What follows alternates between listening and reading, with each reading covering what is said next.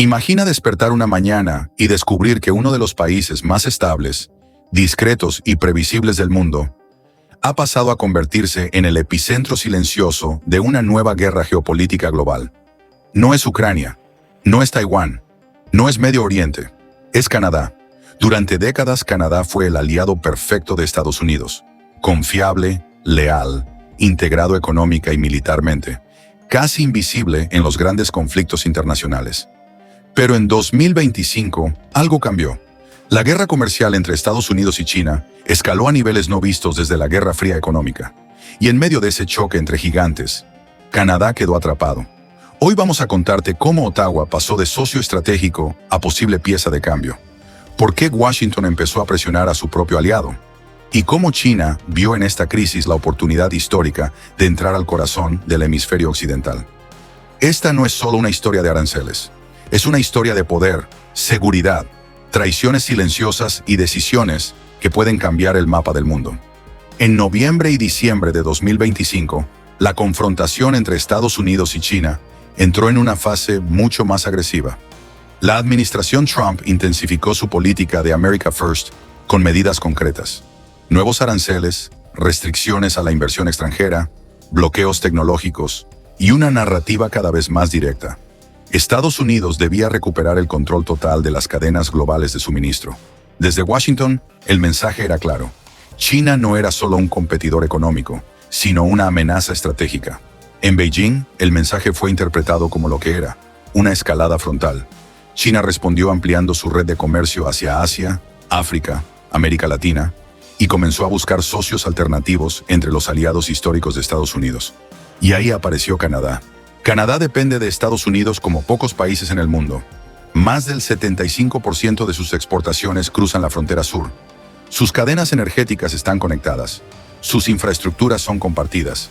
Su defensa está integrada a través de la OTANINORAD. Durante décadas, esa dependencia fue una fortaleza. Pero en 2025, se convirtió en una vulnerabilidad. Cuando Washington comenzó a aplicar aranceles no solo a China, sino también a socios incómodos, Canadá entendió algo alarmante. Ya no estaba protegido por su alianza. En Ottawa comenzó a surgir una pregunta impensable años atrás.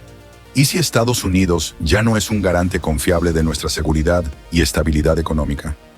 A finales de 2025, el primer ministro canadiense, Mark Carney, viajó a Washington. El encuentro fue privado, sin grandes titulares, sin conferencias conjuntas. Pero según fuentes diplomáticas, fue tenso. Carney llevó un mensaje firme, calculado, pero directo.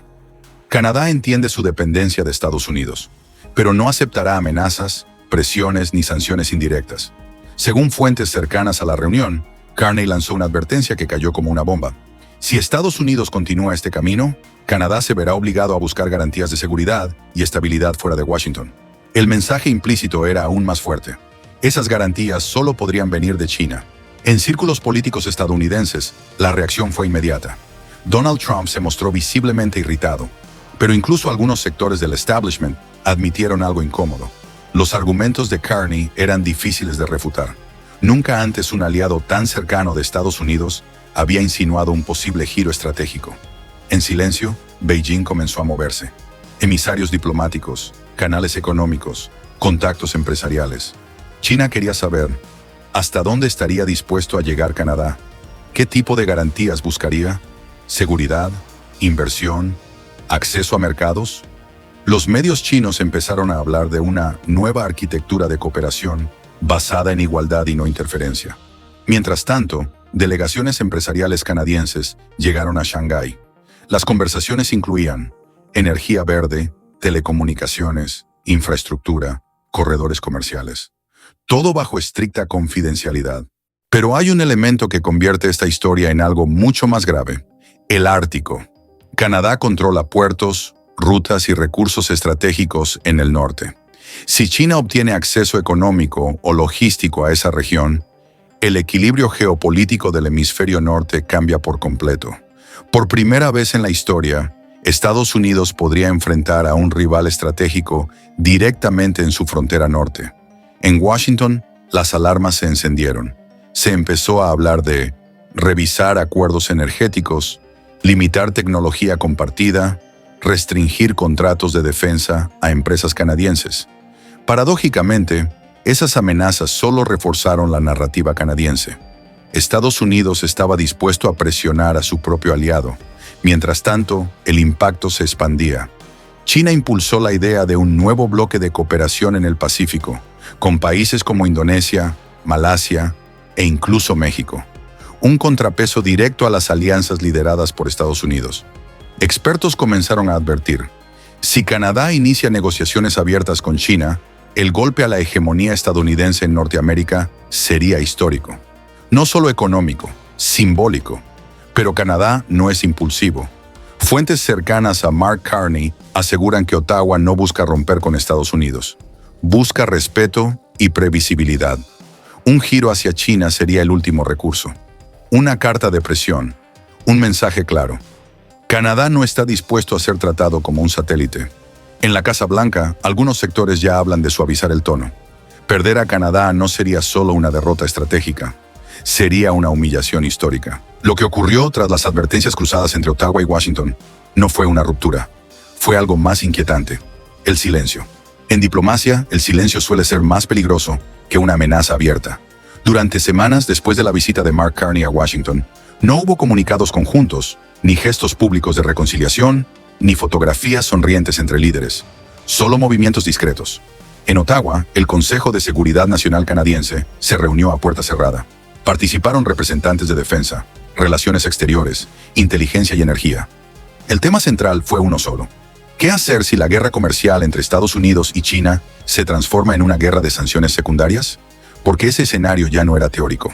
Dentro de la administración, Trump se discutía aplicar sanciones no solo a China, sino también a países que mantuvieran relaciones estratégicas con Beijing. Una línea roja que de cruzarse colocaría a Canadá en una posición imposible. Por primera vez en décadas, Canadá analizó escenarios de autonomía estratégica real, no para abandonar la OTAN, no para romper con Estados Unidos, sino para no depender de una sola potencia. Entre los documentos evaluados apareció una idea que hasta hace poco era impensable. Una arquitectura de seguridad alternativa, limitada, pragmática y cuidadosamente ambigua.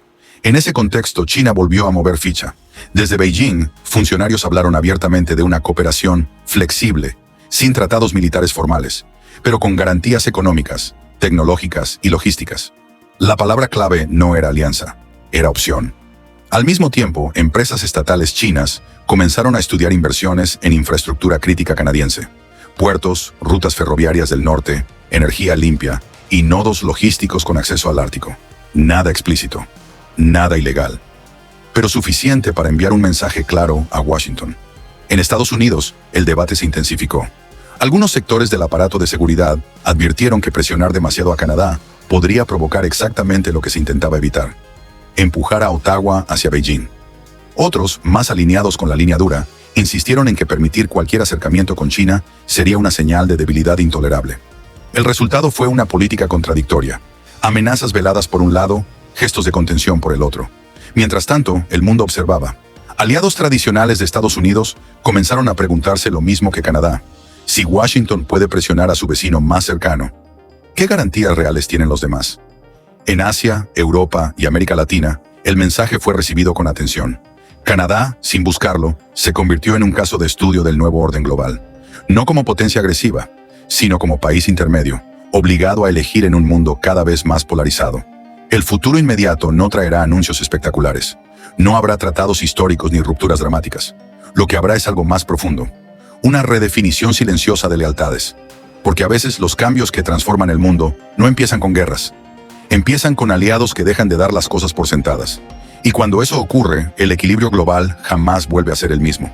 Si quieres entender el mundo antes de que los titulares lo griten, si quieres ver los mapas del poder moverse en tiempo real y comprender por qué decisiones tomadas en salas cerradas terminan afectando tu vida cotidiana, este canal es para ti. Suscríbete a Agenda Global y activa las notificaciones, porque los grandes cambios del mundo no empiezan con explosiones. Empiezan con movimientos silenciosos que pocos saben leer. Déjanos tu opinión en los comentarios. ¿Crees que Canadá llegará a romper con Estados Unidos? ¿O todo esto es solo una advertencia diplomática? Tu análisis también forma parte de esta historia.